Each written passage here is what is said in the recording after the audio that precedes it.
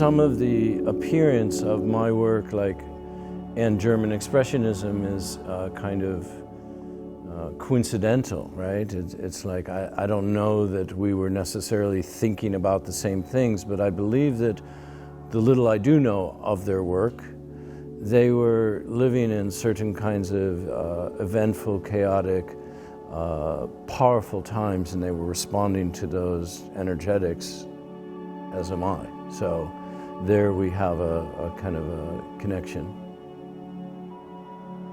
Over the years that I traveled back and forth to Latin America, the footprint and the echoes of American foreign policy and American presence in those places, both through kind of a military, political, industrial, drug policy, all these kinds of things, could be seen certainly in the lives of people that were affected by it. People here in the States weren't exactly aware of what behaviors and things that their governments were involved in terms of, exercising their will in Latin America.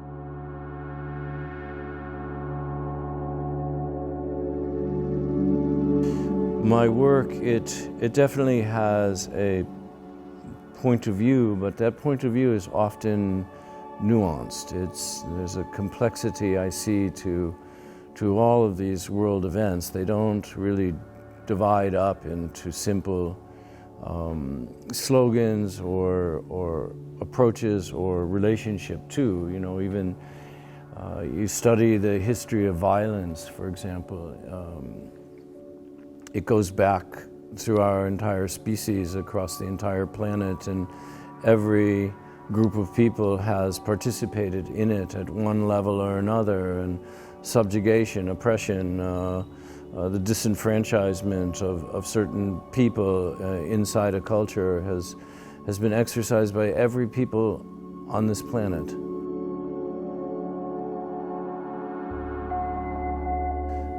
My moral compass tells me that as a human being, I need to investigate those energetics within myself. I need to examine what relationship I have to those events and what relationship I have to the violence and the injustice and the racism and the otherness of people, and how I'm complicit and how I participate in it. And so all of us are responsible to conduct some kind of moral investigation in ourselves, to become responsible for those energies and to hopefully decide some way to, in a healthy way, work with that, right? Well, I would say that over the years, a lot of my it's like the strength and power of the voice in my work is both something that attracts people to my work, but it also has, for many years, certainly in the art world, that kind of voice and that kind of clarity was deeply out of favor. So people look at my work and there's a struggle there, right? Because it's asking them to look at something in themselves as well, and to become responsible, and to look at something that could be quite difficult. Different people have, let's say, different appetite for that. And so it's created a career, let's say, as an outsider artist, and which is, okay, right? But that's the track that was open to me. Certainly with the COVID diaries,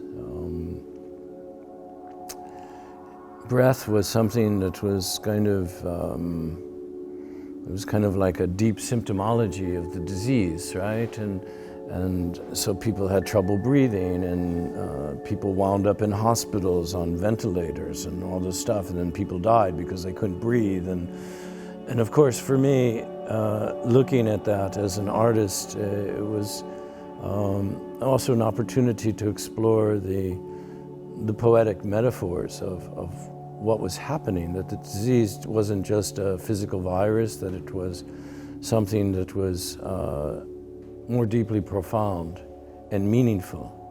And so for me, breath is the root of life.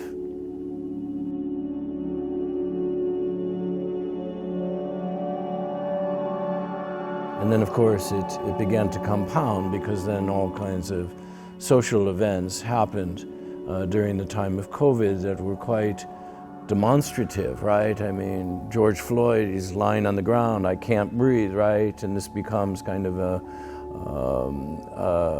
a mantra of people, you know, who are rising up against some kind of extraordinary injustice that's been perpetrated in this country for, you know, hundreds of years.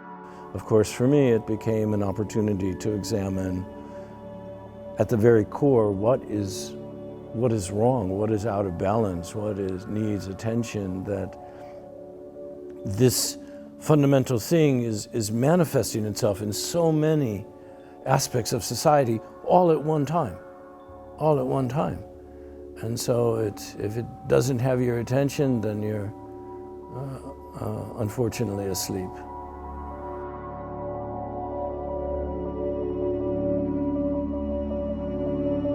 My original intention in going down to Central America and ultimately South America was I was working on some environmental restoration projects that took me into aspects of work of community organization and whatever with local communities that were dealing with environmental and resource and financial issues that were affecting their way of life down there. And so I came into it kind of through that lens of community activism and environmental work in order to conserve or restore some kind of environmental situation there.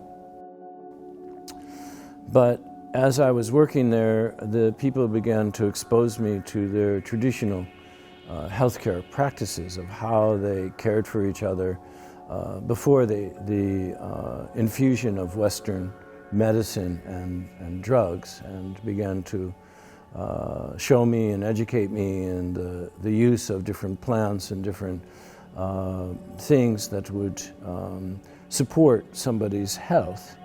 And I began to see that their tradition of healthcare to support a human being and a community had a lot of value, and not just for them, but it had a lot of value for all of us.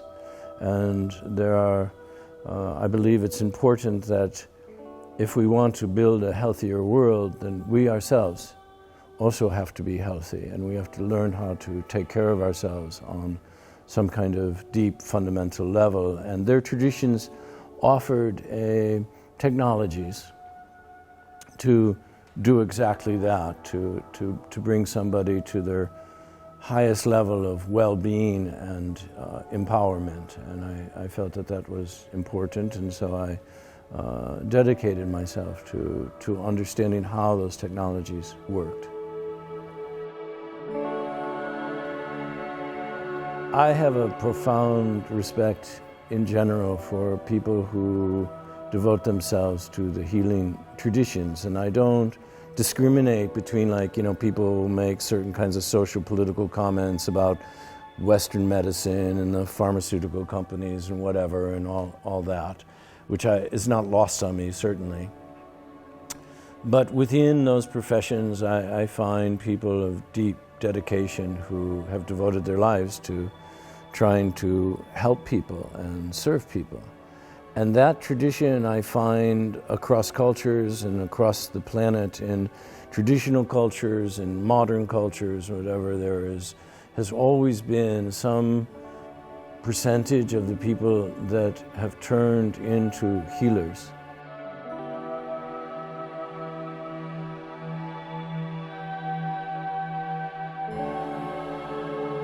My voice, my viewpoint is, you know, kind of expressed through my work, and it always has. I mean, it's a long journey. Right now, it's 50 years that I've been at that. And so I see myself as an artist. I also see myself as a teacher. And so, you know, now I'm also an elder. And a whole generation of people, yourselves included, you know, who are beginning to launch yourselves on this extraordinary journey. I believe that there's some value in maybe handing some information and some insight and some experience and some hard knocks, you know, so that maybe the thing gets moved further down the road than I was able to do it in my lifetime. You show up in your life and you speak your truth and you're authentic and you're honest and you're real. And you try to square up to whatever's in front of you, and you do it in a way that's respectful and nonviolent and has some kind of dignity for everybody involved. That's activism. And it could take many, many forms, and to someone it could be invisible, to someone it's marching down the street or whatever, or putting up graffiti or this or that or whatever, or working in some kind of more bureaucratic institution. And for some people it's just person to person, one to one, and that's it. I have a lot of hope that people are waking up all over in all different kinds of ways, and so I believe that actually some incredibly positive things are ahead of us. There's a whole bunch of people that I see who are out in the world who are awake and bright and active and understand how to do things with love in their heart. And yet also at the same time I am, you know, what's happening is just incredibly heartbreaking and incredibly serious. And sometimes it's unfortunate that people don't see the gravity of the situation. I pray for the day when people put down their ignorance and their violence and their stupidity and come to something that's a little bit more peaceful.